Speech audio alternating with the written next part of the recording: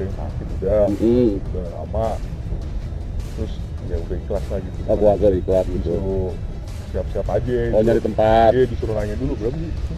Tergantung kita Pak di sini. Tergantung. Kalau di belakang kan jauh. Bapak mau di mana Bang? Dari dekat sini aja gimana? Kalau yang katanya sih pesennya kalau bisa nggak jauh-jauh dari pintu masuk. Tahu sono apa sono? Ini berarti Belat apa tuh?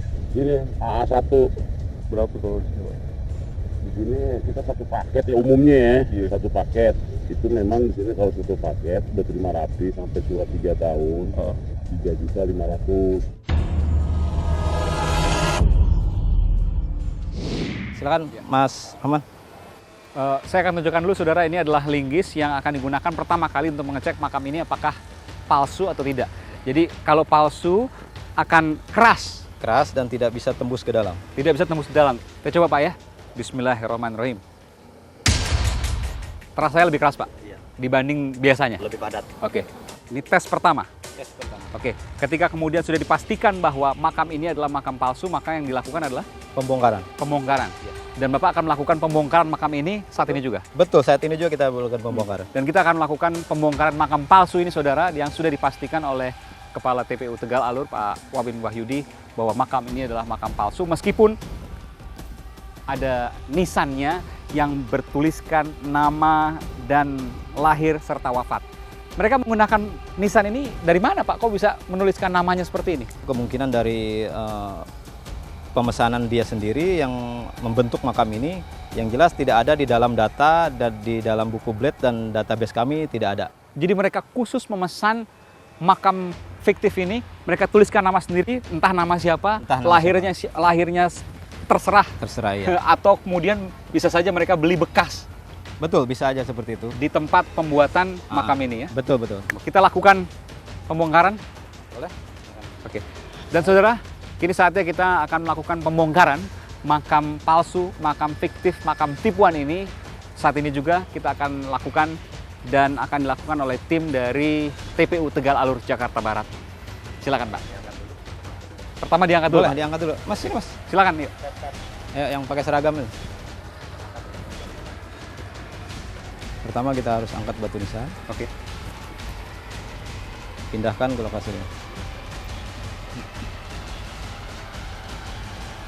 Ya, kita bisa dimulai pembongkarannya. Jauh lebih keras Pak ya.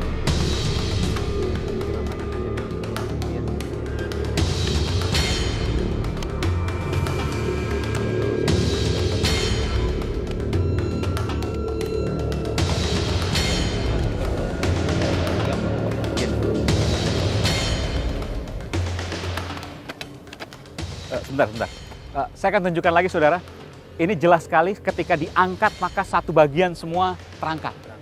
Ini kelihatan betul bahwa tanah ini adalah sengaja dibentuk ya Pak. Kalau ini makam asli maka ketika digali semuanya tidak akan seperti ini, akan terpecah-pecah. Berantakan ya. Nggak akan satu kelompok seperti ini ya. Oke. Iya, tambahan ya.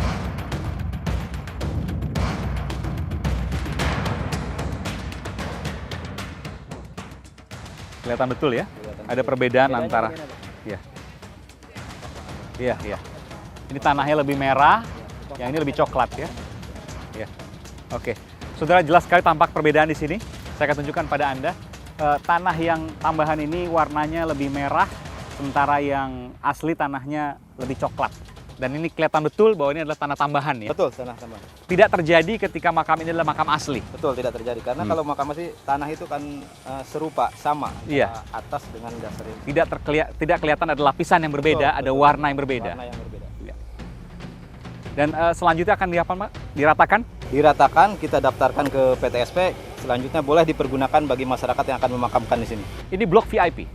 Sebenarnya bukan blok VIP, hanya blok AA1 yang beretribusi 100.000 per 3 tahun. Oh, blok paling tinggi lah Paling tinggi kelas. di TPU di Jakarta ya. Betul. Itu kelas yang paling tinggi. Kelas yang paling- Dan biasanya kelas yang paling tinggi ini yang paling banyak dipesan.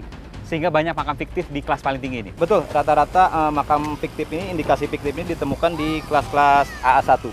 Karena posisinya, lokasinya yang strategis, dekat dengan jalan dan mudah dijangkau. Dan biayanya sangat murah Pak kalau saya lihat, hanya Rp100.000 per 3 tahun. Betul, Rp100.000 per 3 tahun itu pun bayarnya di Bank DKI melalui PTSP, karena kami sekarang ini di kantor pelayanan pemakaman umum ini tidak menerima transaksi apapun, termasuk perawatan sudah kita rawat semua.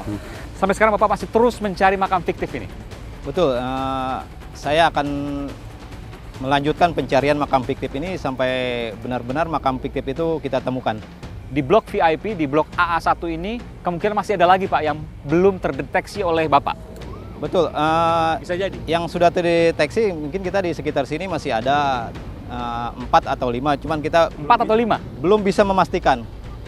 Masih terindikasi kita perlu penyelidikan lebih lanjut, baru kita bisa memastikan itu makam fiktif. Berapa lama waktu yang dibutuhkan untuk menyelidiki bahwa makam ini fiktif, tipuan, palsu atau tidak? Minimal kita perlu waktu 1 atau 2 minggu, Mas. 1-2 minggu, lama juga Pak ya? Betul, karena kita benar-benar harus meneliti administrasi, fisik, dan juga bila mana ada di situ terdaftar nama orang, pemilik atau pemesan, kita akan telusuri ke alamatnya. Ke ahli warisnya kemungkinan, ahli warisnya, kalau memang ada jenazahnya. Betul. Bapak ingin melanjutkan mencari nggak? Siapa sih sebenarnya yang memesan makam ini?